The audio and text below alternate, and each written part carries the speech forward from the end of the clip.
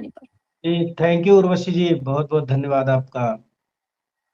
चलिए, मंजीत सर के साथ हम आगे की बातचीत कंटिन्यू करेंगे, लेकिन उससे पहले आपको मैं ये नोटिस दिखा देती हूँ कि इस नोटिस में क्या कुछ है, इसके बारे में हम बातचीत करेंगे और मंजीत सर से भी समझेंगे कि आखिर इसको किस तरीके से समझा जाए और क्या इम्पोर्टेंट पॉइंट्स हैं, जो कि इस नोटिस में किसी भी कर्मचारी को समझने चाहिए। मंजीत सर, सबसे पहले तो यहाँ पर एक डेडलाइन दी गई है 31st ऑफ जुलाई की, जहाँ पर एक फॉर्म के साथ अपना मेमो आईडी देना है और जो डेट यहाँ पर दी गई है, जहाँ पर मीटिंग होनी, कमीशन की तरफ से जो मीटिंग बुलाई गई है 7 और 10 अगस्त को दिल्ली में होनी है। यूनियन ऑफ फेडरेशन से जो है वो कमीशन मिलने वाला है। अब आप इसे कैसे समझ रहे हैं और आगे का अ, अगर हम मोड ऑफ एक्शन कहना चाहें तो आप क्या देख रहे हैं?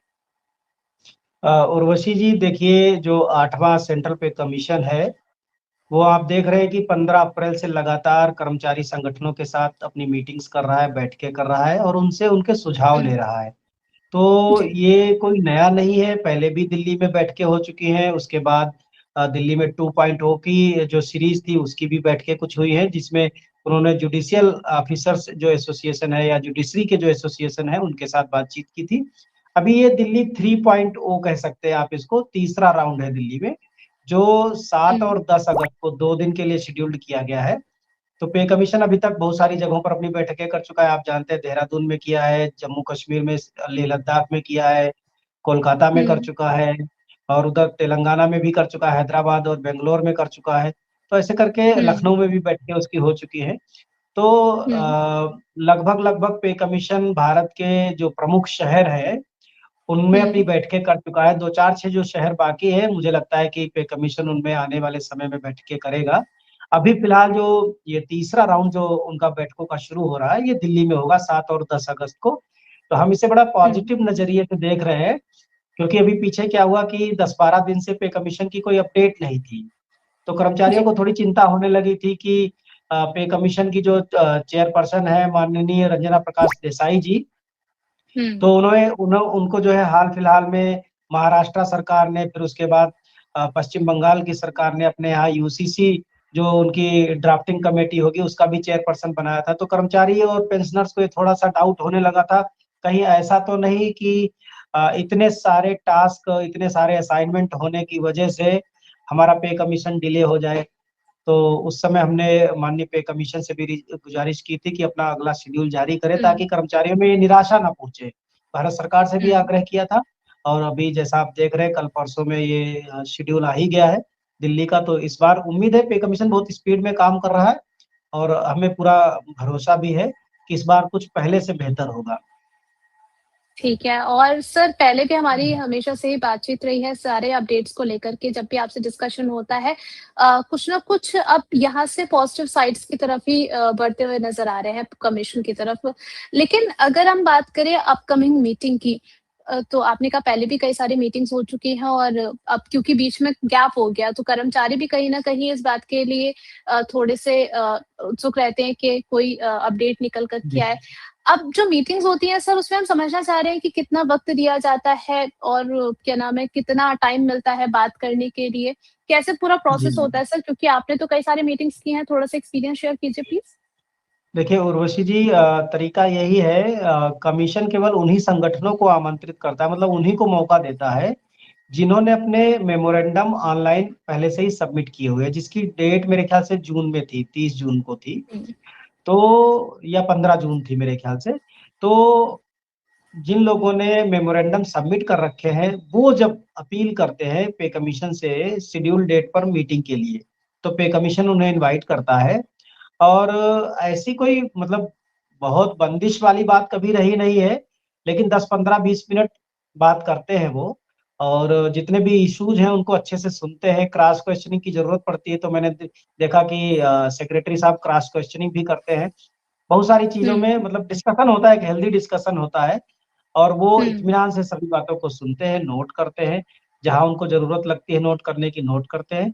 हाँ, ये है कि वो कोई मतलब जो है हार्ड कॉपी नहीं लेते हैं और ये अच्छा भी है मेरे हुँ, ख्याल से हार्ड कॉपी, क्योंकि उसको रीड करना अभी आज का समय तो डिजिटल युग है, तो इसमें सारी चीज़ें ऑनलाइन मिल जाती हैं। तो मुझे लगता है कि जितना टाइम जिसको चाहिए होता है उतना ही टाइम मिलता है। तो इसमें कहीं कोई ऐसी ऐसी दिक्कत आती नहीं है। ठीक है।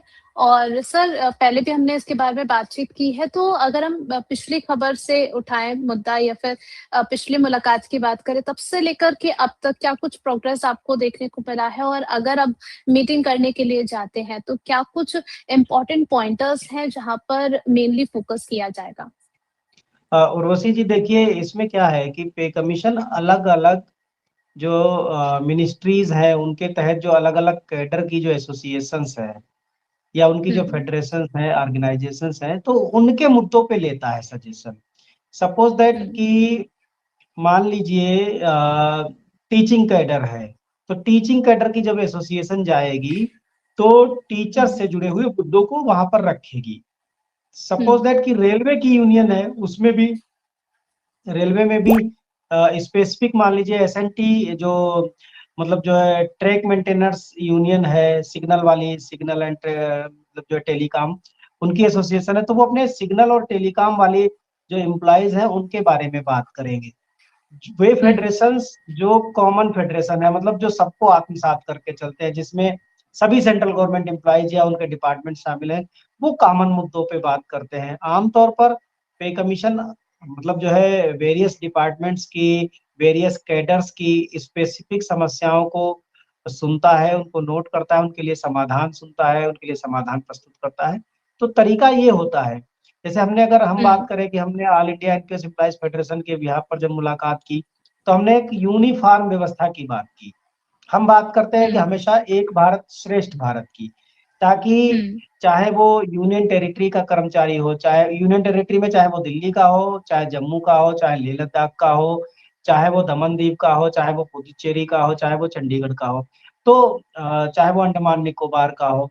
तो मेरा कहने का मतलब ये है कि सेंट्रल गवर्नमेंट कोई रूलिंग लाती है तो वो सेंट्रल गवर्नमेंट एम्प्लॉइज पर लागू हो जाता है। फिर उसे यूनियन टेरिटरी में भी होता ही होता है, लेकिन उसे लागू होने में साल, 2 साल, 3 साल, 4-4, 5-5 साल लग जाते हैं। ये मतलब आज हुँ, की डेट में एक भयानक स्थिति है। तो हमारी जो उसमें जो डिमांड थी कि एक भारत श्रेष्ठ भारत जो हमारा ध्येय वाक्य है, मोटो है, भारत सरकार का भी ये ध्येय वाक्य है।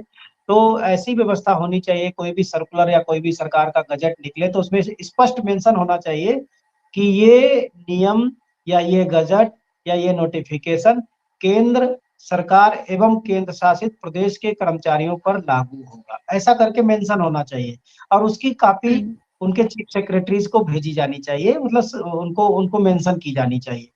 तो इस तरह हुँ, का है, जैसे अपना ओल्ड पेंशन स्कीम के ऊपर मुद्दा रखा है, मतलब कैसे एनपीएस को हम कैसे ओल्ड पेंशन स्कीम में कन्वर्ट कर सकते हैं, कैसे हम उन लोगों को गारंटी दिला सकते हैं, उस पर हमने रखा है। जैसे जो लीव ट्रेवल कंसेशन है या चिल्ड्रन एजुकेशन अलाउंस है, उन सारे मुद्दों पर हमने वहाँ पर बात रखी है। जो कॉमन मुद्दे हैं, स्पेसिफिक मुद्दों पर हमने बात नहीं रखी है। हमने वो बातें रखी है हुँ, जो सब कर्मचारियों के लिए ज़रूरी है, चाहे वो टेलीकॉम का हो, चाहे वो एजुकेशन का हो, चाहे वो रेलवे का हो, चाहे वो डिफेंस का हो, चाहे वो पोस्टल का हो, चाहे वो हुँ, ये जो है इस तरह का हम लोग रखते हैं। तो जो डिपार्टमेंटल या कैडर जो स्पेसिफिक एसोसिएशंस है वो अपने कैडर की बात रखती हैं और जो हुँ, सबको लेकर के चलती है वो सबके हित की बात करती है। तो ये तरीका है बात रखने का वहाँ पर। हुँ। ठीक है। सर इसके अलावा अगर हम बात करें एक इंडिविजुअल एम्प्लॉयी की या फिर ऐसी छोटी यूनियंस के बारे में, क्योंकि उनके भी कई सारे पॉइंट्स होते हैं। अब अगर हम बात करें इस मीटिंग से पहले का जो कुछ भी बचा हुआ समय है, अगर उन्हें अपनी बात पहुँचानी हो तो किस तरीके से वो अपने बात को जो है इस पोर्टल पे रख सकते हैं, या फिर उनके लिए क्या कुछ यहाँ से बेनिफिशियरी निकलने की आप देख रहे हैं मामला? उर्वशी जी देखिए, पे कमीशन से कौन कैसे बात करेगा ये तो अधिकार क्षेत्र पे कमीशन का है कि वो कैसे लोगों को हुँ, बुलाता है। लेकिन मैं उस बात की बात करूँगा जो फिलहाल उन्होंने व्यवस्था दे रखी है। व्यवस्था ये हुँ, है कि जो 30 जून तक मेमोरेंडम सबमिट करने की लास्ट डेट थी। जिन्होंने हुँ, पे कमीशन को अपने मेमोरेंडम सबमिट किए हैं, तो मेमोरेंडम सबमिट करने के बाद उन्हें एक स्पेशल जो यूनिक मेमोरेंडम आईडी मिलती है। तो फिर जब हुँ, आपके शहर में पे कमीशन आता है या जब आपके स्टेट में पे कमीशन आता है, तब वो हुँ, कर्मचारी संगठन क्या करते हैं कि उनको एक मेल भेजते हैं पे कमीशन को कि हमने हुँ, ये मेमोरेंडम भेजा था, उसका ये यूनिक मेमो आईडी है और हम आपसे हुँ, मिलना चाहते हैं। तो फिर उसके बाद पे कमीशन उनको बुलाता है। अगर आपने मेमोरेंडम सबमिट नहीं किया है, तो फिर पे कमीशन उन पर विचार नहीं करता है क्योंकि उनके पास स्पेशल जो यूनिक मेमो आईडी है वो होगी नहीं, तो वो उसके लिए हुँ, ज़रूरी है। ज़रूरी ये भी है कि जब आपने कोई सुझाव ही नहीं दिया, आपने कोई हुँ, मेमोरेंडम दिया ही नहीं, तो आपसे बात क्यों करेगा पे कमीशन? तो परंपरा तो हुँ, ये है, तरीका तो ये है, लेकिन कुछ विशेष परिस्थितियों में हो सकता है पे कमीशन ऐसे संगठनों को या ऐसे पर्सनल्स को या मिनिस्ट्री के जो है या जुडिशरी के कुछ हो सकते हैं, हो सकता है उनको एंटरटेन करता हो, तो वो मतलब डिपेंड करता है पूरी तरीके से पे